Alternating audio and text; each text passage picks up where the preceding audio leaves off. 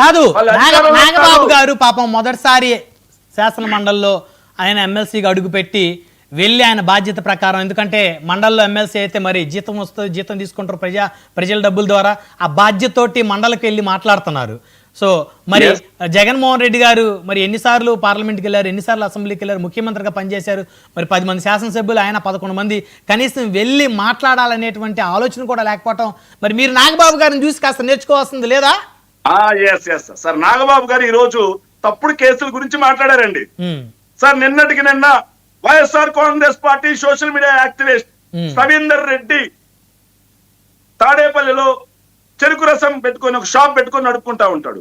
అతన్ని నిన్నటికి నిన్న అతని ఇంటికి వెళ్తా ఉంటే వాళ్ళ భార్య అతని ఇద్దరు దారి కాచి పోలీసులే కిడ్నాపర్ల అవతారం ఎత్తి రౌడీల్లా దౌర్జన్యంగా తీసుకెళ్లి ఈ రోజు గంజాయి కేసు పెట్టారు, అక్రమ కేసు, గంజాయి కేసు.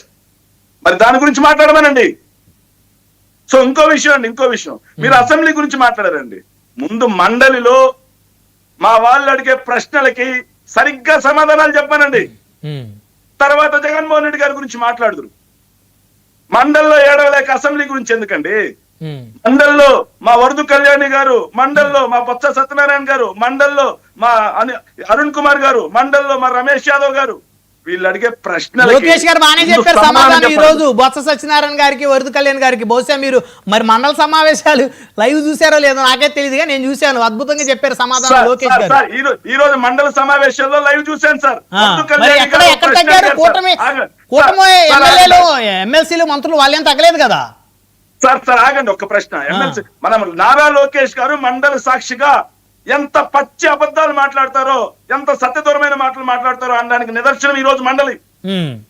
ఆ జగన్మోహన్ రెడ్డి గారు ప్రైవేటీకరణ ఆపారు అని చెప్పేసి విశాఖ ఉక్కు గురించి కుమారస్వామి గారు మాట్లాడారండి. అదే విధంగా మా జగన్మోహన్ రెడ్డి గారు నరేంద్ర మోడీ గారి సన్నిధిలో, నరేంద్ర మోడీ గారు ఆశీనులైనటువంటి సభలో ప్రైవేటీకరణ జరగకూడదు అని చెప్పి మాట్లాడారండి.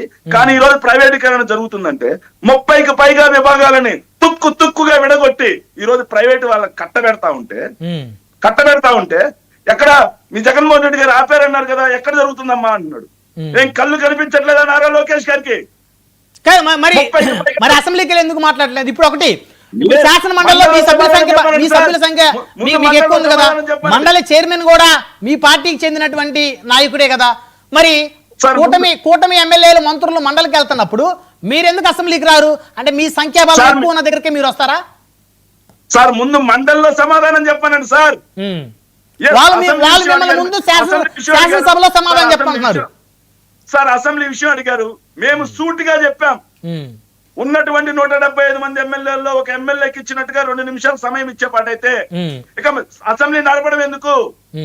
మాకు ప్రతిపక్ష హోదా కూడా అక్కర్లేదు, మాకు సమయం ఇస్తాం అని చెప్పి స్పీకర్ గారు ప్రకటన చేయమని వస్తామని చెప్పి జగన్మోహన్ రెడ్డి గారు చెప్పిన మాట వాస్తవం కదా? అది ప్రజలు ఇస్తారని వాళ్ళు చెప్తున్నారు. ప్రతిపక్ష హోదా ఇచ్చేది ప్రజలు, మేమేం కాదు సార్. ప్రతిపక్ష హోదా 10% రావాలి అని ఎక్కడ చట్టంలో రాసింది? చట్టంలో రాసుంటే ఢిల్లీలో ఎందుకు ఇచ్చారు? చట్టంలో రాసి ఉంటే ఏదైతే మన